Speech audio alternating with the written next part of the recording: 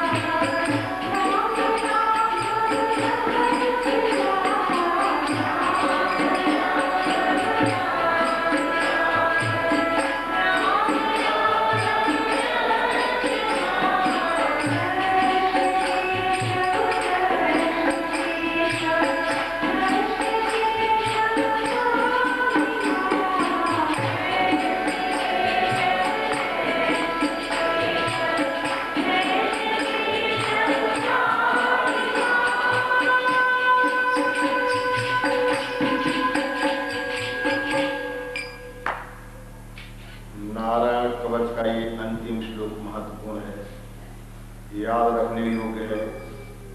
डर लगने पर मनोदय के समय इसका पाठ करो। मेरे एक ही भगवान अनेक स्वरूप धारण करके क्रीड़ा कर रहे हैं। स्वप्न में एक में से अनेक उत्पत्ति होती है। स्वप्न का साक्षी कल्पित होता है।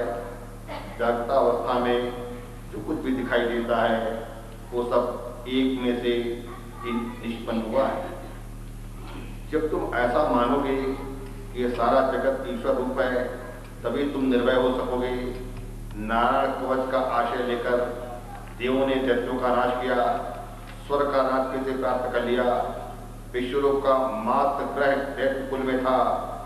विश्वरूप का मात्र ग्रह दैत्य कुल में था। वे सभी में ब्रह्मनिष्ठा रखते थे। राक्षस में वे ईश्वर के स्वरूप का साक्षात्कार करते थे। उनका अभेद भाव सिद्ध हो गया था। अतः वे यज्ञ में देवताओं का भी आहुति देते थे। सभी में मैं है। इस मैं को व्यापक बनाओ। मैं को संकुचित करोगे तो दुखी होगे। विश्व रूप की ब्रह्मनिष्ठा इतनी तो सिद्ध हुई थी, वे राक्षस में भी पर ब्रह्म का दर्शन कर लेते थे। उनका मात्र ग्रह असुर कुल में होने के कारण विश्व रूप चोरी छिपे असुरों को यज्ञ भाग देते थे। इंद्र की ये बात उचित न लगी, इससे इंद्रादि देवों की ब्रह्म भावना सिद्ध न हुई। दैत्यों को यज्ञ भाग देने के लिए मना करने पर भी गुरु मानते नहीं थे। अतः उन्होंने इंद्र ने विश्वरूप का मस्तक काट लिया। ये समाचार सुनकर के प्रजापति त्वष्टा को बड़ा दुख हुआ। उन्होंने संकल्प किया कि मैं ऐसा यज्ञ करूंगा जिससे इंद्र को मारने वाला पुत्र प्राप्त हो। सकाम कर्मों में थोड़ी सी क्षति होने पर भी विपरीत फल मिलता है। जो कोई भी सकाम कर्म करते हैं, आप भले संकीर्तन करते हैं या और किसी मंत्र का जाप करते हैं या हवनादि करते हैं या अन्य कोई क्रिया अपनाते हैं, तो बहुत समझ करनी चाहिए। नहीं तो थोड़ी सी भी गलती होने पर क्षति हो सकती है। परमात्मा को प्रसन्न करने की इच्छा से कर्म करो। कोई भी काम करते हुए ऐसी इच्छा मत करो कि जगत मेरी प्रशंसा करे। जगत ने तो रामचंद्र जी की निंदा की थी। लोक कल्याण के हेतु से ही प्रभु राम ने मानव शरीर धारण किया था। कई प्रकार के दुख सहन किए थे, फिर भी जनता ने उनकी कदर न की। तुम ऐसा ही निश्चय करो, मेरे भगवान को जो कुछ भाता है वही मुझे करना है। सकाम कर्म में हुई थोड़ी सी भी क्षति अनर्थकारी होती है। निष्काम कर्म में क्षति क्षम्य है, पर सकाम कर्म में थोड़ी सी भी क्षति अक्षम्य होती है। यज्ञ मंत्र से कुछ ऐसी क्षति हो गई कि इंद्र की हत्या करने वाले पुत्र के बदले इंद्र के हाथों से ही मारा जाने वाला पुत्र उत्पन्न हुआ। मंत्र था इंद्र शत्रु विभर्दस्व, इंद्र शत्रु विभर्दस्व। इस मंत्र को बोलते समय ऋत्विजों ने इंद्र शब्द को उदात्त कर दिया और शत्रु शब्द को अनुदात्त कर दिया। ऐसा होने से शब्दार्थ में परिवर्तन हो गया। परिणामतः इंद्र घातक पुत्र की अपेक्षा इंद्र द्वारा मरने वाला पुत्र उत्पन्न हो गया। यही कारण है कि वेद मंत्र का अधिकार सभी को नहीं दिया गया। मंत्रोच्चारण या मंत्र पाठ में क्षति होने पर अनर्थ हो जाता है। केवल सात्विक विद्वान ब्राह्मण ही वेद का शुद्ध पाठ कर सकता है। भागवत में कर्म की निंदा की गई है। भागवत शास्त्र में केवल भक्त की महिमा हो और कर्म को गौण माना गया हो, ऐसी बात नहीं। हाँ, सकाम कर्म को गौण माना गया है। कर्म करते समय एक ही हेतु होना चाहिए, वो ये कि ठाकुर जी को प्रसन्न करना है। यज्ञ पुण्य में से वृत्तासुर उत्पन्न हुआ। वो देवों को सताने लगा। देवों के सभी अस्त्र शस्त्र उसके सामने प्रभावहीन सिद्ध हुए। गर्राहट के मारे देव परमात्मा की शरण में गए और परमात्मा से प्रार्थना करने लगे। परमात्मा ने देवों से कहा, यदि दधीच इसकी अस्थियों से वज्र बना सको तो उस वज्र से वृत्तासुर मारा जा सकेगा। साथ साथ भगवान ने देवों को उलाहना भी दिया कि मुझे प्रसन्न करके भक्ति जैसा श्रेष्ठ वरदान मांगने के बजाय तुमने एक पुष्प की मांग की है। प्रभु ने अपना दिव्य तेज वज्र में नहीं दिया। वृत्तासुर को मारने के लिए इंद्र वज्र लेकर युद्ध करने गया। त्रासदायक वृत्ति भी वृत्तासुर है। त्रासदायक वृत्ति भी वृत्तासुर है। जो वृत्ति हमको त्रास दे वृत्तासुर। वृत्ति अंतर्मुखी हो जाए तभी जीव का ईश्वर से मिलन हो सकता है। जब तक हमारी वृत्ति अंतर्मुखी नहीं होगी तब तक ईश्वर का मिलन कभी नहीं, साक्षात्कार कभी नहीं।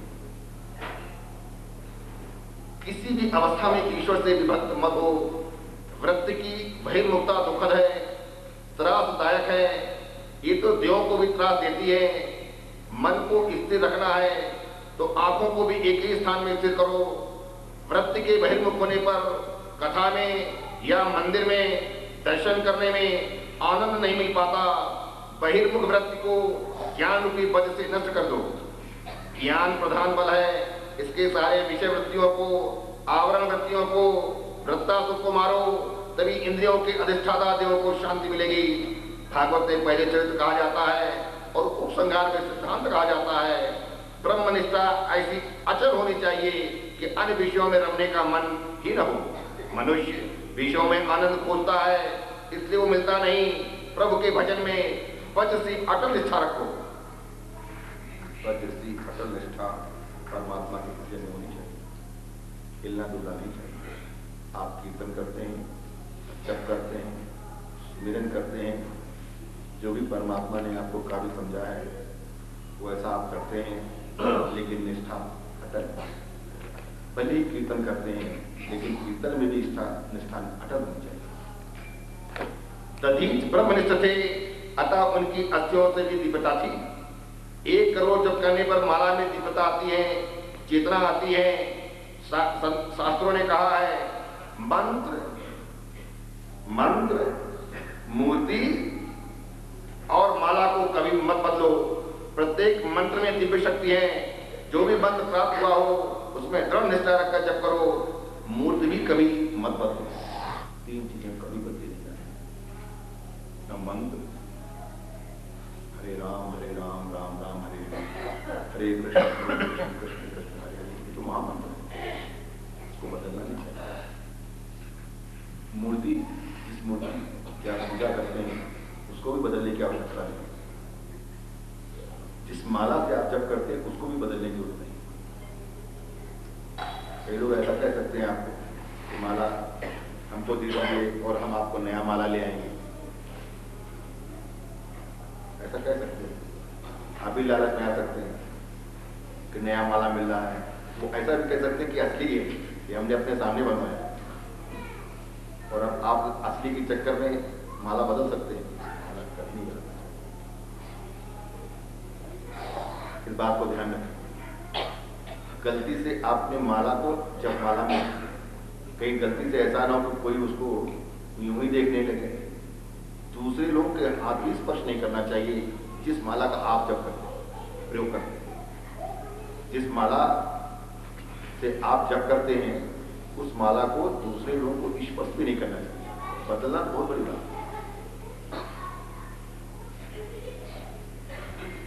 जिस स्वरूप में रुचि हो उसमें पूर्णता निष्ठा रखो, उसी में से प्रभु प्रकट होंगे। वज्र धारण करके इंद्र वृत्तासुर से युद्ध करने गया। दोनों भयंकर युद्ध हुआ। वृत्तासुर पुष्टि भक्त अर्थात अनुग्रह है। इंद्र के हाथ में वज्र है जिसमें नारायण है, किंतु इंद्र को नहीं दिखाई देते, वृत्तासुर को दिखाई देते हैं क्योंकि पुष्टि भक्त है। इंद्र से कहता है, इंद्र तुम मुझ पर वज्र का प्रहार शीघ्र करो, चाहे तुम्हारी जीत हो, किंतु तुम्हारी अपेक्षा मुझ पर ही भगवान की कृपा अधिक है। इंद्र को वज्र में नारायण का दर्शन नहीं हो रहा, लेकिन वृत्तासुर को हो रहा है। वो कहता है भले ही हमारी मृत्यु हो लेकिन हम पर आक्रमण तुरंत हो।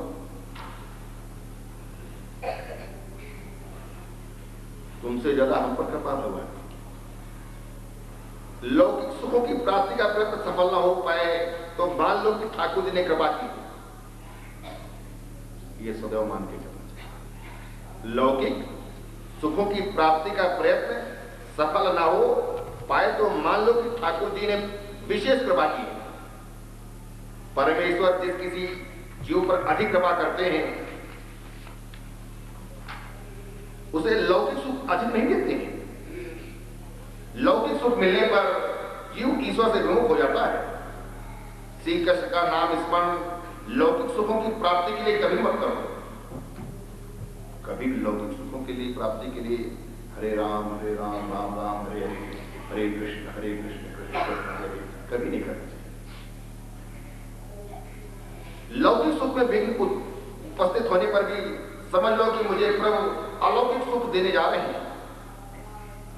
जिस जीव पर प्रभु की कृपा विशेष होती है उसका लौकिक सुख प्राप्ति का प्रयत्न भगवान सफल नहीं होने देते। भगवान स्वयं सफल नहीं होने देते अगर परमात्मा की कृपा है। जिस जीव पर वे साधारण कृपा करते हैं उसे सुख देते हैं। वृत्तासुर ने इंद्र से कहा, इंद्र जीत तो तुम्हारी ही होनी है, स्वर्ग का राज भी तुम्हें ही मिलेगा, किंतु मैं तो अपने ठाकुर के उस धाम में जाऊंगा जहां से मेरा पतन कभी नहीं होगा। तुम्हारा स्वर्ग में पतन हो सकता है, वृत्तासुर कहता है तुम्हारा स्वर्ग में पतन हो सकता है, किंतु मेरा जहां से मेरा नहीं। भले ही मुझे लौकिक सुख न मिल सके किंतु मैं तो प्रभु के धाम में जाऊंगा। वृत्तासुर श्रीहरि की स्तुति करने लगा। वृत्तासुर श्रीहरि की स्तुति करने लगा। इस स्तुति की वैष्णव ग्रंथों ने बड़ी प्रशंसा की है।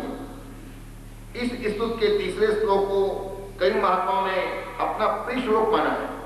अहम हरित पारैक मूलदासा दासो आस्तिभूय मनस्मरिता सुकृति गुणास्ति गृहीत्वा तु कर्म करोतु काय न नाककृष्णं न च पारमेश्यं न सार्वभौमं त्वरसाधिपत्यं न योगसिद्धि पूर्णभवं वा समञ्जसं वा विरजन्तदाक्षे अजातमक्षा इव मातरं ठगा स्तन्यं यथावत् सतराक्षुदाथा प्रियं यथा हि विशुद्धं विषण्ण मनोरविलाक्ष विद्रक्ष्यते त्वां महोत्तमश्लो कजनेषु सख्यं संसारचक्रे भ्रमत स्वकर्मभिः त्वन्मायात्मजात ऐहैश्वसक्तचित्तस्य न नादभूयात्। श्रीमद्भागवत छठा स्कंद 11वां अध्याय 24 से 27 श्लोक। प्रभु आप मुझ पर ऐसी कृपा करें जिससे आपके चरण कमलों के सेवकों की अनन्य भाव से सेवा करने की अवसर मुझे अगले जन्म में भी प्राप्त हो। वृत्तासुर जो मरने जा रहा है वज्र से, इंद्र की वजह से सुंदर प्रार्थना कर रहा है। कहता है प्रभु आप मुझ पर ऐसी कृपा करें जिससे मैं आपके चरण कमलों के सेवकों की, आपकी नहीं, आपके चरण कमलों के सेवकों की अनन्य भाव से सेवा करने के अवसर मुझे अगले जन्म में भी प्राप्त हो सके। इस जन्म में नहीं, अगला जन्म भी हमको जो आपके दास हैं, आपके भक्त हैं, आपके लाडले दास हैं, उनकी सेवा करने का मुझे अवसर मिले। प्राण वल्लभ मेरा मन आपके मंगल में गुणों का स्मरण करता रहे, मेरी वाणी आपका गुणानुवाद गाती रहे, मेरा शरीर आपकी सेवा में संलग्न रहे। हे भगवान आपको छोड़कर तो मुझे स्वर्ग ब्रह्मलोक भूमंडल रसातल योग सिद्धि यहां तक कि मोक्ष की भी इच्छा नहीं है। आपकी अनुपस्थित में इन सबका मैं क्या करूं? आपको छोड़कर मुझे कुछ भी नहीं चाहिए। हे कमल नयन आपके दर्शन के लिए मेरा मन उसी प्रकार व्याकुल है जिस प्रकार पंख के बिना पंछी के बच्चे अपनी माता की राह तकते हैं, या भूखे बछड़े दूध पीने के लिए अपनी गौ माता की प्रतीक्षा करते हैं, या बिरहनी पत्नी अपने परदेशवासी पति से मिलने के लिए उत्कंठित रहती है। प्रभु मिलने की आतुरता कितनी उत्कट होनी चाहिए ये इन दृष्टांतों के द्वारा बताया गया है। प्रभु, मुझे मुक्ति की इच्छा नहीं है। अपने कर्मों के फलस्वरूप मुझे जन्म मृत्यु के चक्र में बार बार फंसना पड़े तो उसकी भी मुझे परवाह नहीं, किंतु मैं जहां जाऊं, जिस किसी भी यौन में जन्मूं, वहां मुझे भगवान के प्रिय भक्तजनों की मैत्री मिलती रहे। जिस किसी भी यौन में जन्मूं, वहां मुझे भगवान के प्रिय भक्तजनों की मैत्री मिलती रहे। भगवान की जो प्रिय भक्त है उनकी मैत्री अवश्य। भगवान, मैं मात्र इतना चाहता हूं कि आपकी माया के कारण शरीर, घर, स्त्री, पुत्रादि में आसक्त मनुष्यों से कहीं भी किसी प्रकार का मेरा संबंध न हो पाए। किसी प्रकार का भक्ता तो संबंध नहीं रखना चाहता। अगर किसी व्यक्ति का स्त्री पुत्रादि से संबंध है, ऐसे व्यक्तियों से संबंध नहीं रखना चाहता। दीन होकर शरण में जाने पर जीव को प्रभु बनाते हैं। वृत्तासुर कितना दीन था, वो कहता है कि मैं भगवान की सेवा करने के लिए तो अपात्र हूं। हे प्रभु, आपकी सेवा करने के लिए मैं अपात्र हूं, अतः भगवान के दासों के दास की सेवा करूंगा। भगवान के दासों के दास की सेवा करूंगा। मैं भगवान के सेवक वैष्णव की सेवा करूंगा। मैंने सभी इंद्रियों को भक्त रस का दान किया। मेरी वाणी कृष्ण कीर्तन करे, मेरे कान आपकी कथा सुने। वैराग्य बिना भक्ति दृढ़ नहीं हो पाती। दृढ़ नहीं होती, भक्ति तो होती, दृढ़ नहीं। वैराग्य बिना भक्ति दृढ़ नहीं हो पाती। भक्ति भोग के लिए मत करो, भक्ति तो भगवान के लिए ही की जाती है। दूसरा श्लोक वैराग्य का है। वृत्तासुर भक्ति द्वारा इंद्र का राज या मोक्ष पाने की अभिलाषा नहीं करता। भगवान ने वृत्तासुर से पूछा कि वैष्णव की सेवा करके तुझे कुछ मांगा है क्या? तू संतों की सेवा क्यों करना चाहता है? तो वैष्णव की सेवा क्यों करना चाहता है? कुछ मांग रहा है? उसने उत्तर दिया, मुझे स्वर्ग तो क्या, ब्रह्मलोक के राज की भी इच्छा नहीं है। संतों की सेवा करते समय किसी प्रकार की कोई इच्छा नहीं रखनी चाहिए। वृत्तासुर कहता है, मुझे स्वर्ग नहीं, मुझे ब्रह्मलोक की भी इच्छा नहीं है। भगवान ने वृत्तासुर से पूछा, भोग भक्ति में बाधक है। आजकल तो शिक्षा ही ऐसी दी जा रही कि जिससे विषय वासना बढ़ती जा रही है। विषय वासना बढ़ने के कारण जीवन भी बिगड़ता जा रहा है। वृत्तासुर कहता है कि मेरी तो कोई इच्छा नहीं, मैं तो आपकी सेवा करना चाहता हूं, आपके ही उपयोग में आना चाहता हूं। पहले श्लोक में वृत्तासुर की शरणागति है, दूसरे श्लोक से उसका वैराग्य प्रकट होता है। जब तक शरणागत नहीं होगी, वैराग्य कभी उत्पन्न नहीं होगा। वैराग्य उसी के उत्पन्न होता है, विरक्त उसी को प्राप्ति होती है जो पूर्ण शरणागत। ज्ञानी शरणागत के तीन भेद मानते हैं। नाथ मैं आपका हूं, परमात्मा द्वारा अपनाए जाने पर जीव मानता है कि ठाकुर जी मेरे हैं, भगवान मेरे हैं। ऐसा भाव के पूरे होने पर अनुभव होता है जगत में अब और कुछ भी नहीं है। ज्ञान और वैराग्य के बढ़ने पर सब कुछ भगवान में हो जाता है, मेरापन चला जाता है। अहम ब्रह्मास्मि, अहम ब्रह्मास्मि की प्रतीत होने लगती है। जगत में उसके लिए भगवान के सिवा और कुछ भी नहीं रह जाता। मैं नहीं रह पाता, वो मैं ईश्वर में विलीन हो जाता है। वैष्णव के बिना शरणागत जब तक किसी वैष्णव की सेवा नहीं की, शरणागत कभी। तीसरे श्लोक में प्रार्थना की गई कि हे प्रभु, आपके दर्शन के हेतु मुझे आतुर बनाएं। परमात्मा पूर्ण प्रेम मांगते हैं, पर जीव उन्हें पूर्ण प्रेम नहीं देता, अतः उनको भाता नहीं। जीव अपना प्रेम देता है, जीव अपना प्रेम देता है। किसको? स्त्री पुत्र। वृत्तासुर कहता है, मेरी तो एक ही इच्छा है कि आपके दर्शनों के लिए मैं आतुर हूं। चौथे श्लोक में वृत्तासुर ने सत्संग की अभिलाषा व्यक्त की। वो कहता है कि पुनर्जन्म मिलना ही है, तो हे प्रभु, आप मुझे वैष्णव के घर की गाय बनाइए।